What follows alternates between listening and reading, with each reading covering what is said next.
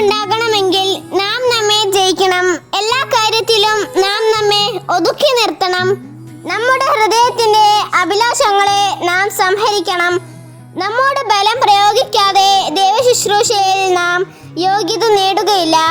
പാപത്തിലേക്ക് ആനയിക്കുകയും ശുഷ്കാന്തി മന്ദീഭവിപ്പിക്കുകയും ചെയ്യുന്ന ക്രമമറ്റ ചാച്ചിലുകളെ നാം തകർക്കണം.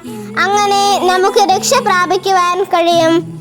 നമുക്ക് പ്രാർത്ഥിക്കാം. ഓ ഈശോ, ഞങ്ങളെ അങ്ങേക്ക് കീഴ്പ്പെടുത്തി നിർത്താൻ ഞങ്ങൾക്കുണ്ടായിക്കൊണ്ടിരിക്കുന്ന വൈഷമ്യങ്ങളെല്ലാം അങ്ങേക്ക് അറിയാമല്ലോ.